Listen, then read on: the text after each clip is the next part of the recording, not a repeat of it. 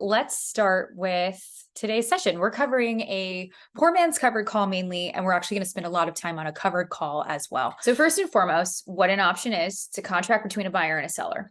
When we're talking about a poor man's covered call, we're going to talk about a buyer and a seller. We talk about just the covered call. We're going to look at that through the seller's lens. So we need to make sure that we know both. Quickly, got it. All right. So the important part with this is know that it's a contract. And a contract contains terms. It is how many shares are there, what the expiration date is, because now that we have an option, we have an expiration date. We pay a premium, and the seller is the one that receives the premium. So and it's issued as a call, it means it contains the right to buy. It's issued as a put, it means it contains the right to sell. We're going to focus on the call side today. Important takeaway: if you are buying the option, you are paying the premium. That's something you have to overcome. You want it to go up in value as much as possible on the buyer side of the option. From the sell side, you actually want the contract to go down in value and be worthless. That's when you realize your maximum profit potential. All right, let's talk about growth versus income. So this is our practical application, or what's important to know, and how I view covered calls and really premium options trading in general. When we're looking for growth securities, so meaning when take this a step back and be a stock investor, you tend to look for growth or income or value and other things in there, but we're going to focus on these two. For growth stocks, think higher PE ratios. Tech is always a great example of that. Tends to have higher PE, but that's because you feel like they have higher earnings potential. Therefore, that's why it has the higher PE and that expectation. You're willing to pay more for that opportunity of growth. Generally don't pay dividends. When they do have dividends, or they have that profit and that earnings, they reinvest it back into the company and then they grow. Those are for the investors that are seeking capital appreciation. If you're on the income side, AT&T always comes to mind for the income type of stocks, which is interesting, as they definitely went up in value today because of their earnings. Has a lower PE ratio. They pay dividends, which means they're less likely to grow because dividends are just a share of earnings or profits. And so if you're not reinvesting it back into the company, that's just company that you're not putting in for growth. So they distribute those profits in the form of a dividend, and those are for the investors seeking investment income. When we are utilizing covered calls, we're actually marrying this type of stock thought process. And honestly, covered calls is it's oddly enough not the most beginner strategy for options, even though it should be, but it is the long-term sustainable growth view, and something that can absolutely complement a longer-term portfolio is covered call writing. And what we're going to do is focus on growth.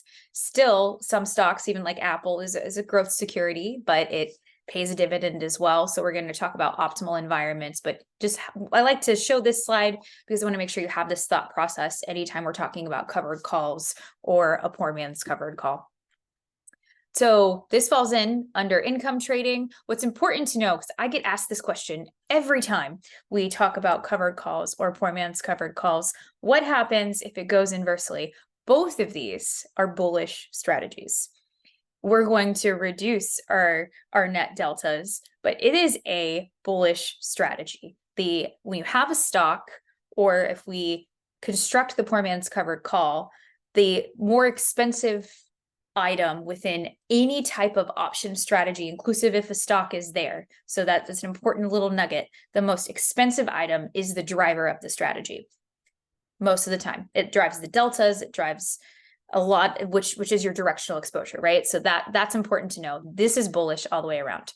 Purpose of it: add yield. We're going to sell a covered call. We're obligated. We just take the shares that we already own, and we're obligated to sell them in exchange for a premium. And what we do is we cap our upwards potential. So anytime that we add on options, there is a give or a take, right? So the give in this scenario is we're going to have additional income by that premium we received because we're the option seller. But remember, as an option seller on an individual basis, we want that option to be worthless, because that's when we realize we could keep a whole premium, right? So the take in this scenario is our long shares now don't have unlimited gain potential. They have a cap, which is what this dotted line represents. So the take is you are specifying a sell price, much like a limit order in a way, utilizing those shares as collateral. So the give and take is important to know when we talk about covered calls, why it's important to think about that growth mindset as well. Honestly, this works really great in those sideways markets as a reduction of your capital that's spent. It reduces the risk by continuously selling covered calls, and something that's not too largely directional. I wouldn't sell covered calls on something like Nvidia, for example, because you're going to give up a lot of upwards potential because it has a high volatile security. So those are the type of stocks and the environments that tend to work best with covered calls. And of course, we can adjust our strikes and so on and so forth. All right. So what is a covered call?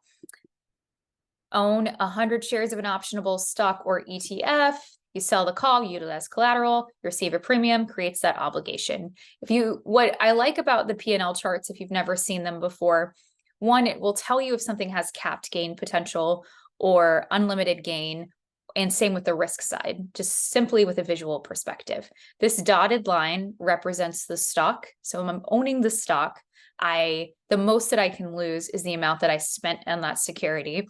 And for those who like to go into the nitty-gritty details, I'm not talking about margin or leverage, just saying a cash account. You are buying a stock, the most that you can lose is the amount that you spend. But the gain potential is theoretically infinite because the stock can go to an astronomical price, right? An infinite price. This shows how your gain potential is capped at the strike price, but it actually reduces your break even by the premium that's received. So there's two ways to look at covered calls. And I really think depends on where you fall in the scale of your investment journey. I look at it as a reduction to my overall risk exposure, but that's because in my overall investment journey, meaning like all the way to my retirement and growing my wealth, I'm on the riskier side. It's just where I am. With my personal risk tolerance. But if you're not, you may look at it as a means of income and complementing your overall portfolio. So they both mean exactly the same thing. It's just a conceptual way of understanding it that we like to discuss. So I want to make sure that makes sense. I've kind of flown through the first part just from the quickly that I got. So if so far we're in a good place, some thumbs ups, we'll take all the thumbs ups. A 1 in there, hearts, all the emojis, why not? All right, perfect. Driving that point home, and I'll go a little quicker through this as well, so we'll get into the poor man's covered call. So I appreciate the feedback there. Just want to give you an example and layer that on. And yes, this is an older screenshot, very interesting where Apple is right now. It's just slightly higher than this.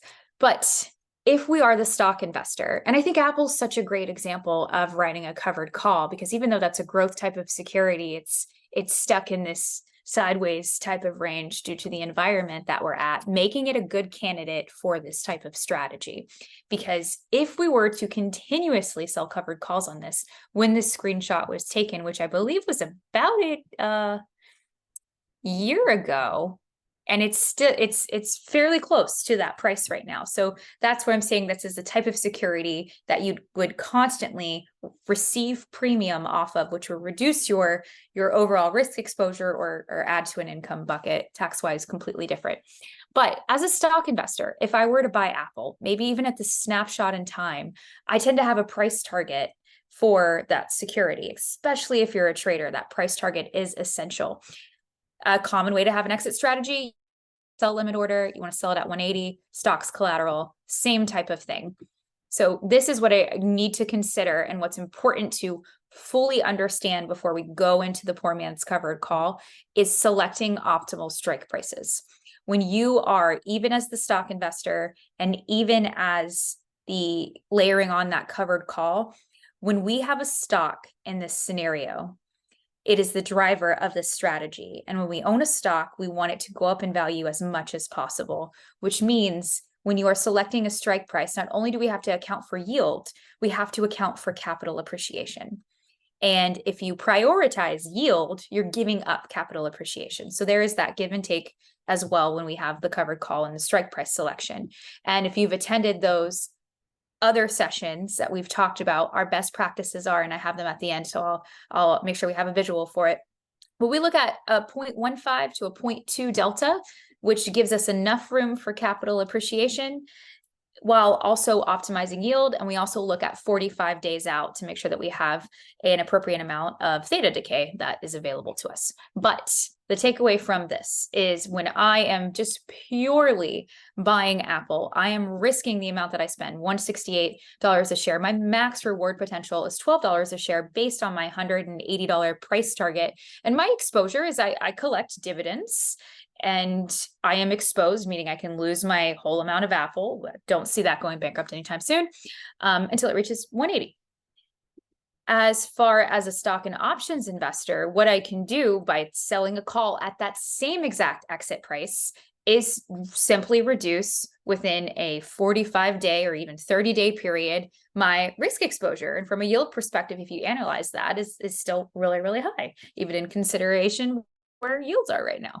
So that's why covered calls tend to be a really popular income investment, because even from an annualized basis, you are still having good yield in comparison to what we call a crazy bond market today.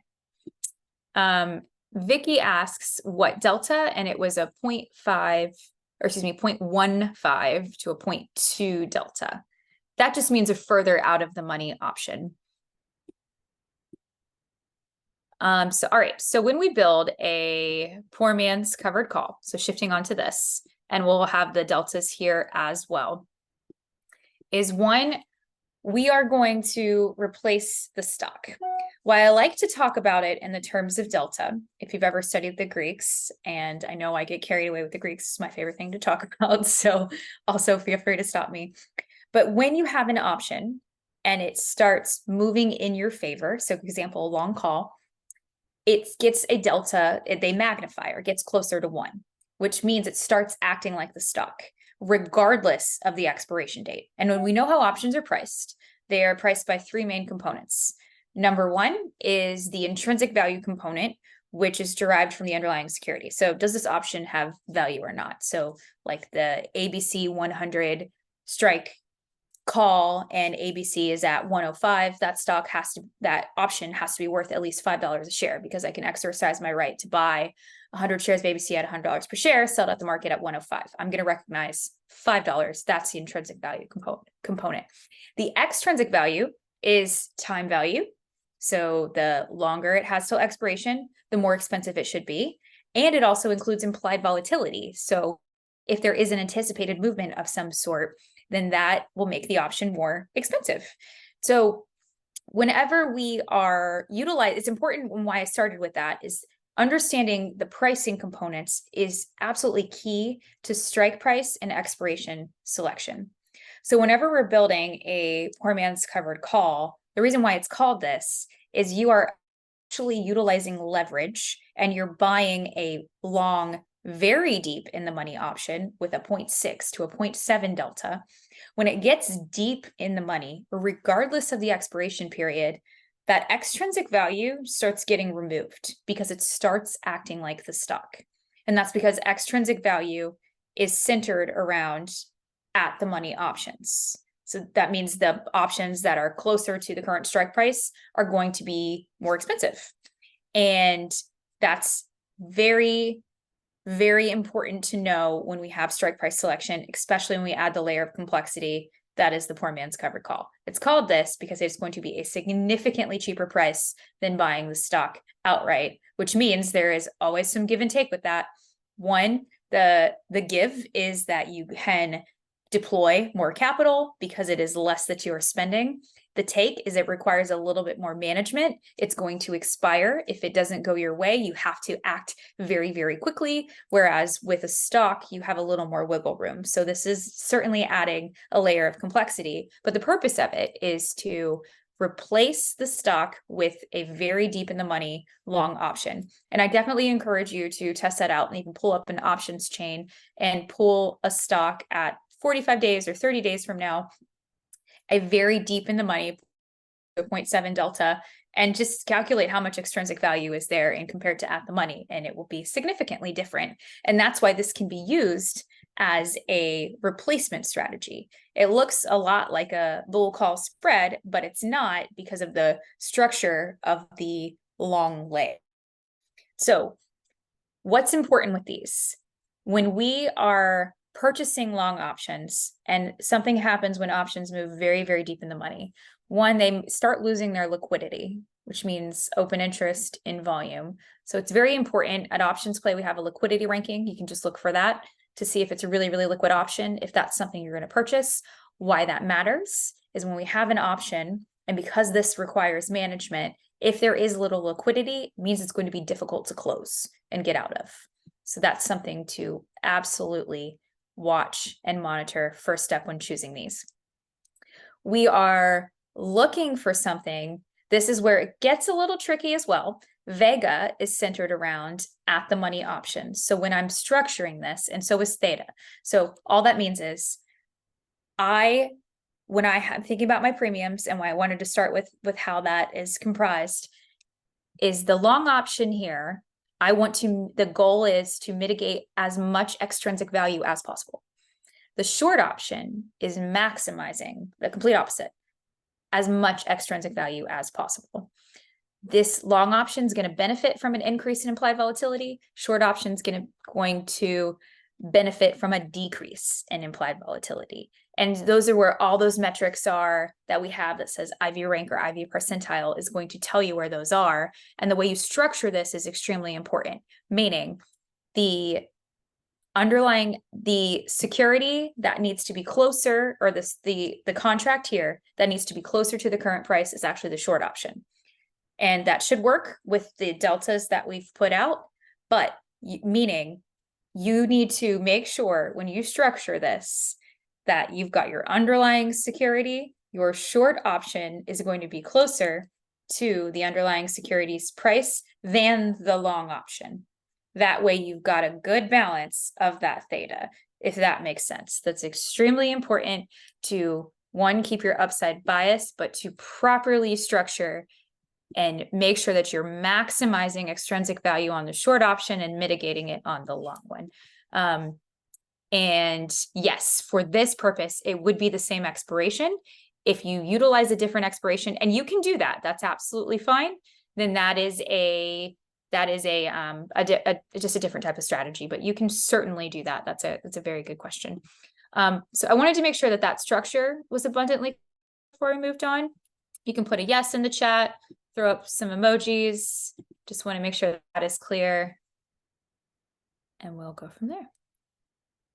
Awesome. All right.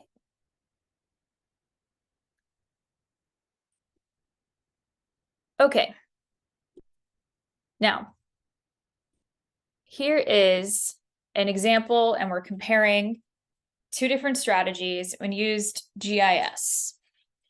So first and foremost, we have your long stock, 100 shares of GIS, trading at 70.75 at the time. Be curious to see what it is right now. And you have your short call with the best practices with a 0.2 options delta. So that's just your further out of the money. And at the money option has a 0.5 delta. Smaller deltas are further out of the money. This is the comparison of our risk versus reward, which is important to understand when we're comparing or want to consider utilizing a poor man's. We also have the long call. It's a longer dated option, 62.5 strike price, which is it's a 0.75 in this scenario, which is further away than that short call, which is what we discussed on the previous side. This is utilizing the same short call. So the same best practices that we teach if you've attended the strategy mastery for covered calls applies exactly the same with the poor man's covered call for the short call. The main difference here is that longer dated long call that we're adding, and that has the 0.75 delta. It can be the same expiration date. In this example, it is longer time frames mean that it's not that theta crush that happens from 14 to 21 days until expiration. That's something that's going to hurt us. And when we talk about long option strategies, our best practices are normally about 60 days. And so that's why that comes in. So 60 days versus 45 days. All right. And yes, you can absolutely sell this on leaps that you have. If you have a long dated option, you can absolutely sell a shorter dated call against that to reduce the cost of your leap. That is certainly something you can do. It's a little bit different if what makes this a poor man's covered call is the higher deltas. So if it's a very deep in the money leap, then that would make it. Otherwise, you're just talking about a calendar spread. So that's where the variance comes in. It is like another term for a leap, but it's the deltas that you choose that makes it a poor man's covered call, is having a higher delta. All right. What you'll notice is they have the same outlook. You're neutral to bullish, because when we have a covered call, we are reducing our deltas. We take this one, we put it to a 0.8. We take this one, we reduce that down. Since we're reducing our net deltas, we're not strongly bullish, but we're neutral to a directional bias because we only need to go to a certain spot. We have a capped. Our max risk for both of these is the cost of the strategy, but you'll see the benefits of it here and what I mean with leverage. When the covered call costs you about $7,000, whereas the poor man's covered call in this scenario is $920. So the leverage is just completely different, but there's also a decaying factor that's associated with it. And your goal is for the underlying security to reach the strike price. All right.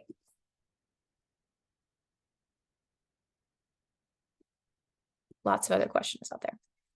We will cover that in a moment. Okay, so back onto the comparison that's there. This is the main difference that is important for you to notice that just varies from the previous screen. When you own a stock, you have voting rights and you have the ability to have a dividend. When you own an option, you have the right to buy the security. That does not mean that you own the security, meaning you aren't going to be able to have those dividends and you're not going to have voting rights. That's one of the main differences from that income perspective. It's less capital, yes. So that's just a personal risk tolerance and something you need to consider if you're going to deploy this strategy. It does require more trade management, and it also requires margin because this is a spread. I think I saw a question in there. Can I do this with level 1 at Fidelity? Unless they changed it, I believe it is level 3. That might be because I've worked at too many brokerage firms now. It's whichever one requires a spread. They vary within their levels, but it is required. You are required to have more than just covered call writing. You have to have the ability to trade spreads within your account in order to do a poor man's covered call because it is considered a spread. So that is important to know. All right. And here are our setups and tips. This is for a covered call. So this is same thing is going to apply. The only difference between a covered call and a poor man's covered call is we are taking the stock and we're replacing it with a longer dated deep in the money option. Deep in the money option is what makes it the stock replacement, which makes it vary from those calendar spreads. So your view is still neutral short term, bullish long term. You may not own the stock. So since you don't own the stock and you don't want to own the stock, this is where your stock replacement comes in. You create a call, you still have an obligation, but it's offset by the right to buy, which is why it could be paired as a spread. And then of course you reduce the cost of your long leg, which is your stock replacement, your synthetic stock in this case.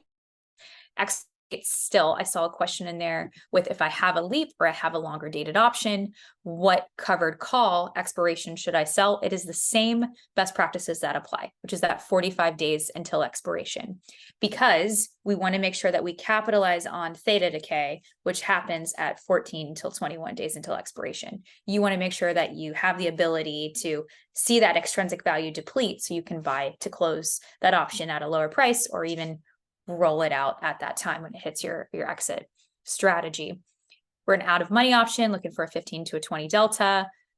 IV rank over 50 is what we look for on the covered calls. Just make sure you watch for how expensive that is on your long leg. Sometimes you can layer in where one option is a little more expensive than the other, because remember, if it goes deeper in the money, it starts losing its extrinsic value. This is what I mean by it requires more trade management, but this is what I want you to be able to watch for, and just always do it.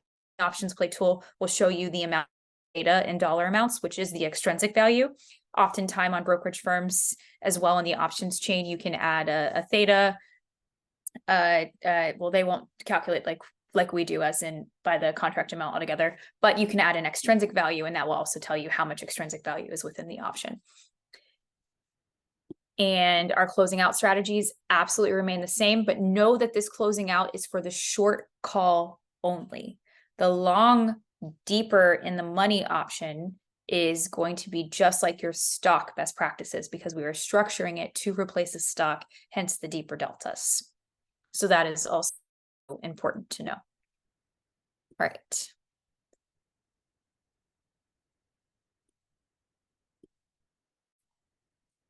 Okay. So that, let's see, check our time. I feel like I flew through that, which is very, very possible. And I cannot check my time on here. I gotta turn it on. Hold on a second. Okay.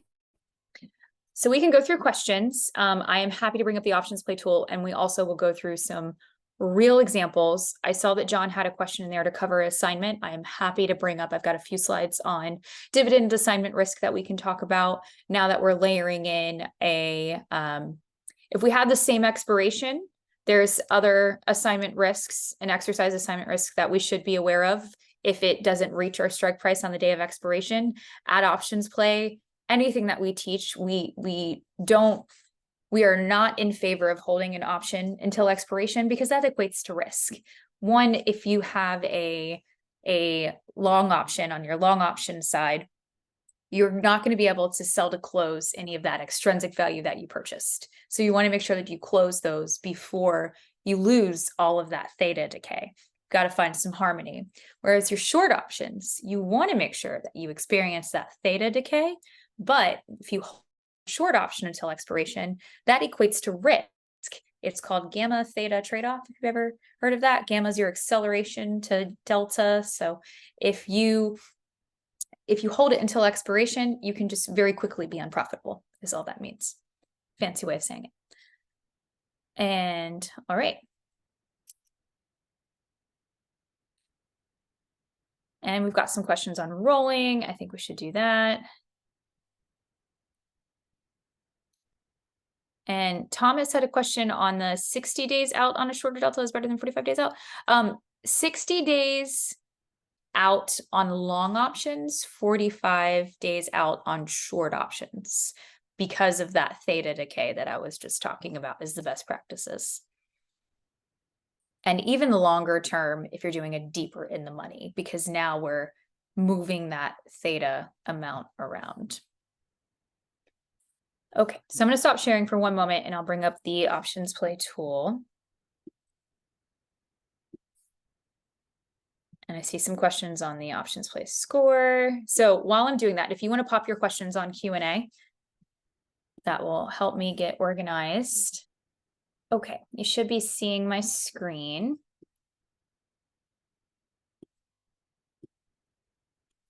To move everything around, working off the laptop is always very exciting.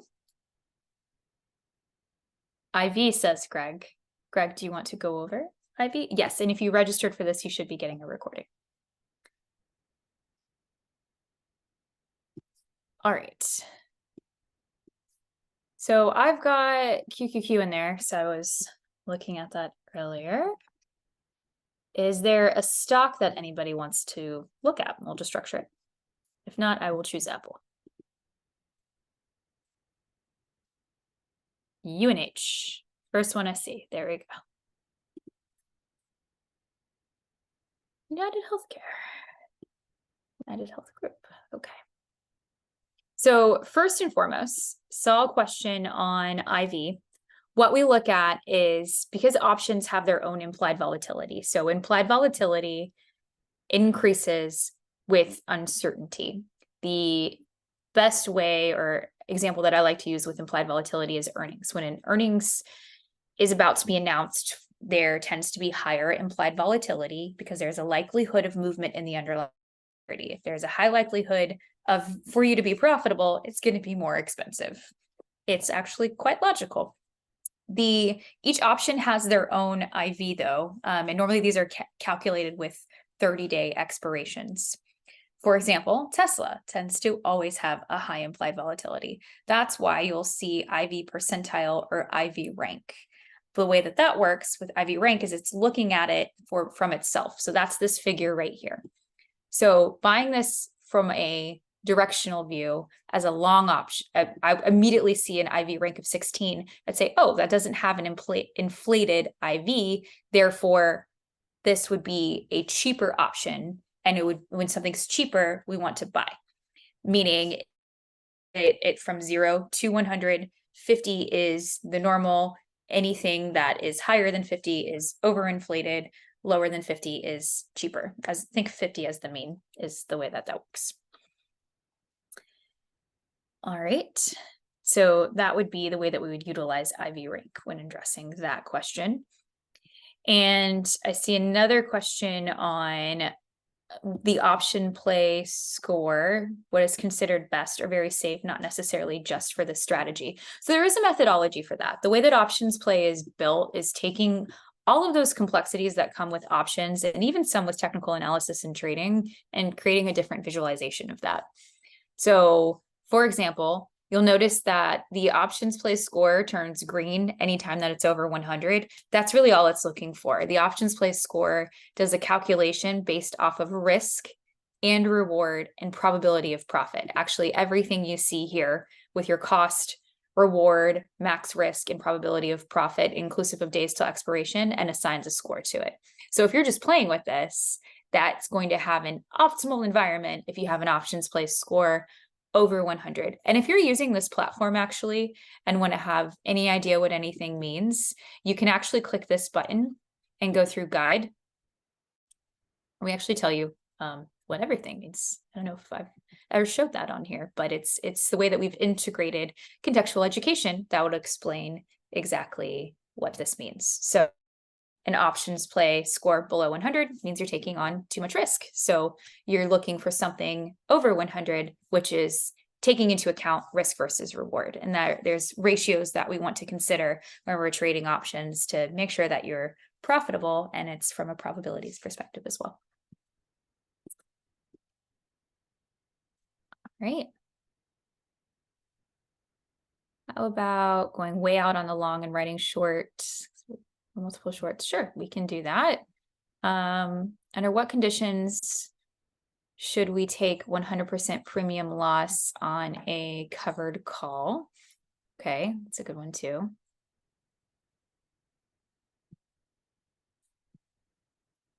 right, trying to see how I can have an example and go through all of these at one time. Oops, I'm trying this guy. Okay, so let's build an example with a poor man's covered call. First of all, you can utilize it with the bull call spread that populates here. I'm just going to modify it. I always immediately switch it to the midpoint and adjust my expiration. We want to do that a little bit farther out. Maybe I want to go all the way to January. The 5:30 strike, we want a 0.7. Maybe even look at the 0.77. See that? And the way I'm eyeing this, if this cost 40 and I'm getting $10 more than the money, and that's $7 more, then that's $3 of extrinsic value that I'm not paying, if that makes sense. So there's your considerations there. And this will pre-populate your optimal already strike price for the short call. So it's done a 0.14. And you'll notice the way that we show our options is also with one standard deviation.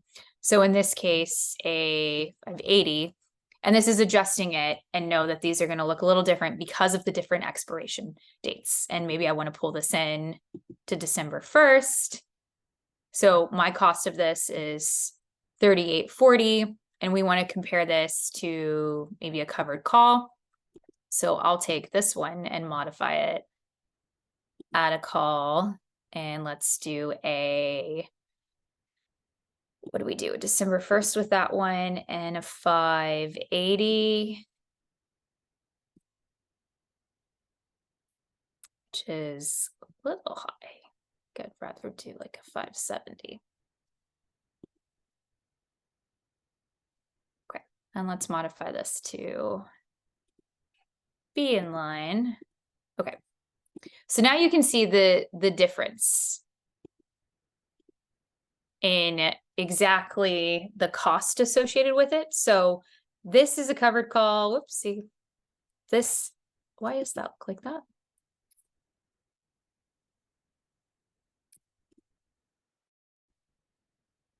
There we go.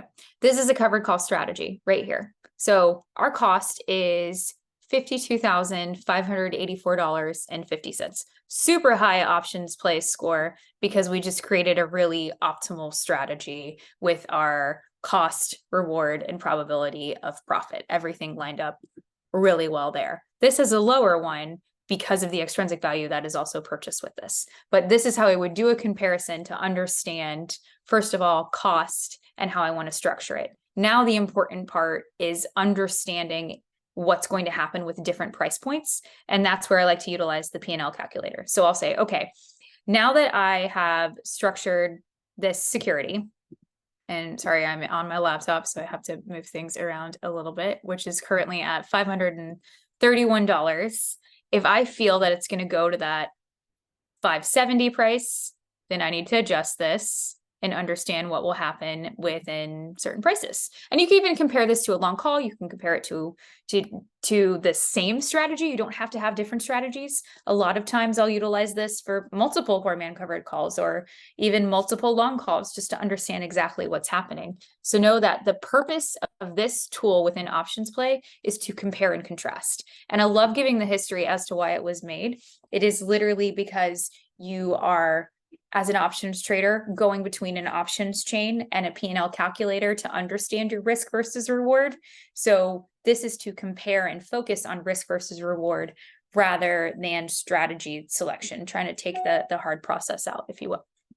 So I've got my target price of 570, where my profit will be and my return. I'll have my date in mind that I feel will be. 12/15 isn't going to work with a December 1st, so maybe I feel that that will happen in mid-November. And I think implied volatility will probably go down, because maybe the market will have a good earnings season. Who knows? Nonetheless, now I can see it would be more beneficial. And you can see, even though if my sentiment is correct, what my cost was, my profit, this still made 51% within that scenario. This still a healthy profit. That would be my maximum profit, but it made 7% in that scenario. That's because of the leverage that the deep in the money long option is offering us. And that's the benefit of the poor man's covered call. The risk is if we were to move this to a loss scenario, that's where things get a little bit different. See, you can see as I slide this that we have an accelerated loss on the poor man's covered call versus the regular covered call because of the long option that's there. That's going to lose its value much more quickly in this scenario. So that's the give or take that is important for you to understand, is if you are wrong on your sentiment, then it is very prudent to adjust accordingly. And that could be rolling, which you can roll your strikes down, you can roll them out. But that's why I wanted to begin this presentation when we talked about these strategies.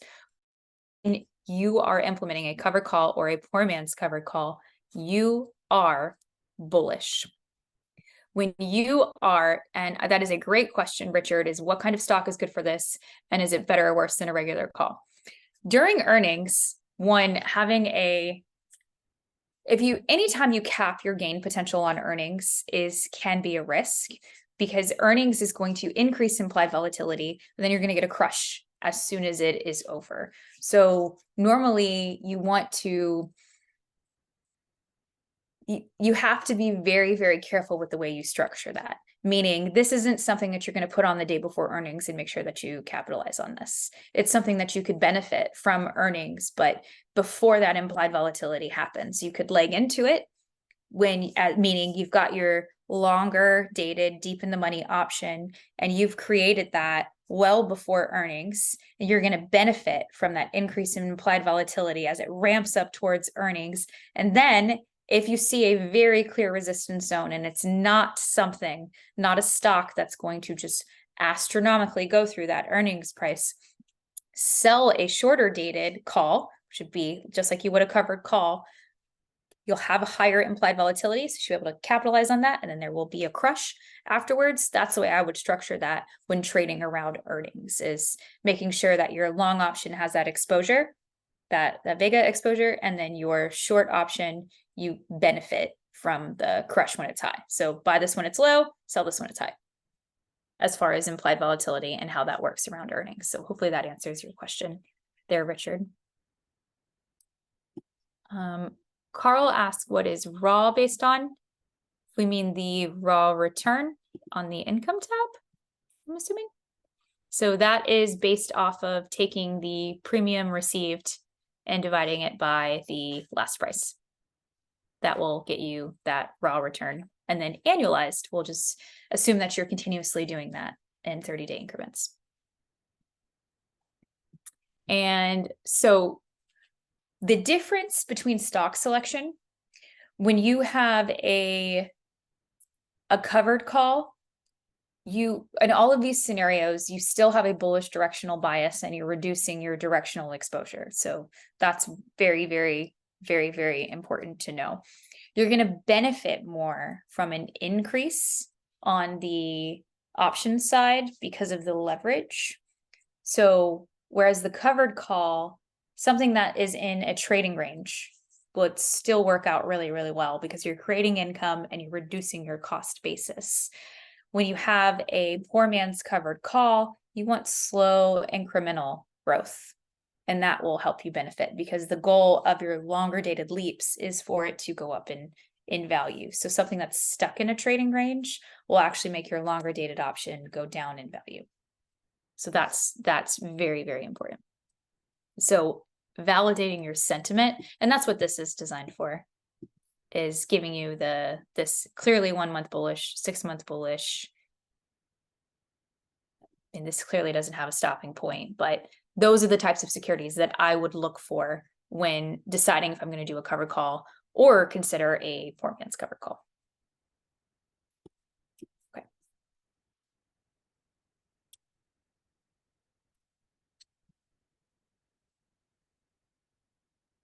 I did adjust IV in the P&L simulator, yes.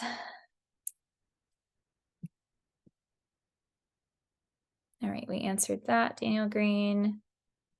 Guide. Where do I find the guide? Okay. The guide is this hamburger menu, as we call it in the tech world. And then we click on guide. There's also walkthroughs and FAQs and actually a lot more in here. But the guide is where you would find that.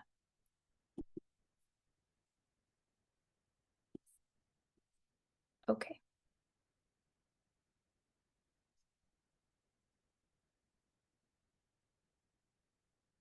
Covered most of these.